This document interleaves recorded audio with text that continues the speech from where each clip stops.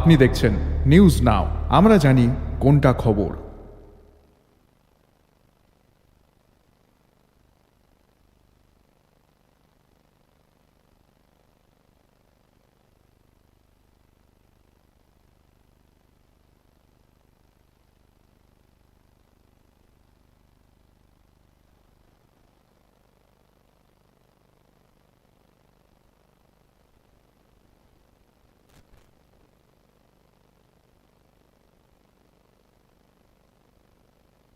राज्य सरकार ने इंफ्रास्ट्रक्चर डेवलपमेंट को महत्व दिया है। इस संबंध में राज्य के हर जिले में नशा मुक्ति केंद्र बनाए जा रहे हैं। मुख्यमंत्री डॉक्टर मानिक शाह ने मंगलवार को ख्वाई जिले में विभिन्न विकास परियोजनाओं के औपचारिक शिलान्यास समारोह में यह बात कही।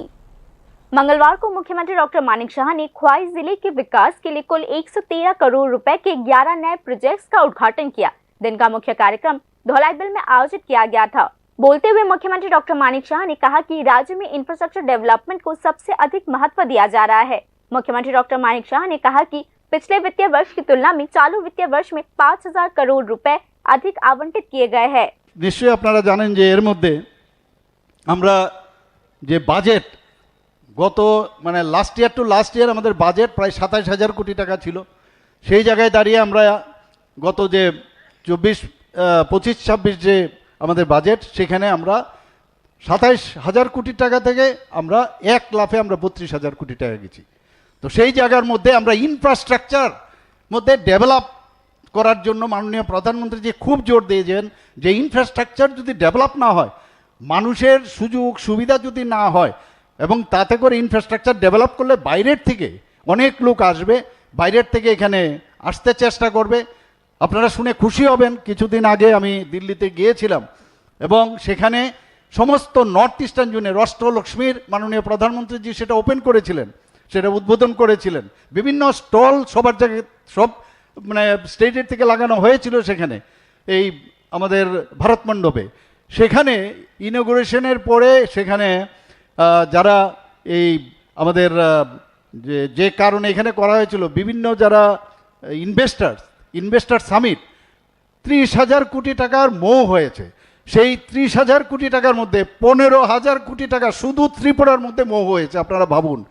তো যারা ইনভেস্টার্স এরা কিন্তু এমনিতে আসবে না, বাবা আমি পয়সাটা লাগাবো, হ্যাঁ আমারটা সেফ আছে কিনা। দ্যাটস हर जिले में एक नशा मुक्ति केंद्र बनाने के राज्य सरकार के वादे को पूरा करने के लिए ख्वाई जिले में एक नशा मुक्ति केंद्र बनाने की नींव रखी गई है, ऐसा मुख्यमंत्री डॉक्टर मानिक शाह ने कहा।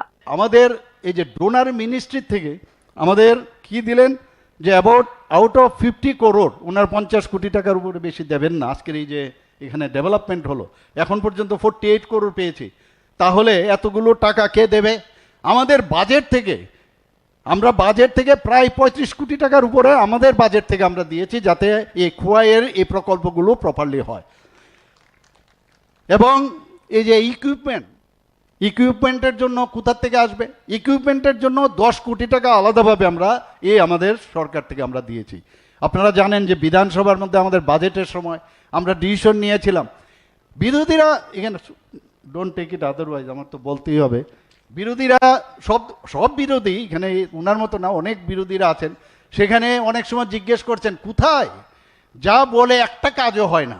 আর আমরা সে বিধানসভার মধ্যে আমি বলেছিলাম যে আমরা যে প্রতিটা 8টা ডিস্ট্রিক্টের মধ্যে এই যে ডি এডিকশন সেন্টার আমরা করব।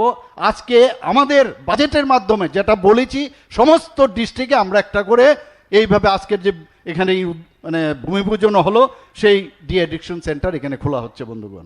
इस दिन मुख्यमंत्री डॉक्टर मानिक शाह ने ख्वाई जिला अस्पताल समेत 2 प्रोजेक्ट्स का शिलान्यास और भूमि पूजन भी किया। मुख्यमंत्री डॉक्टर मानिक शाह ने आज कहा कि मौजूदा राज्य सरकार लोगों की भलाई के लिए राजनीति से ऊपर उठकर काम कर रही है। Bureau report news now.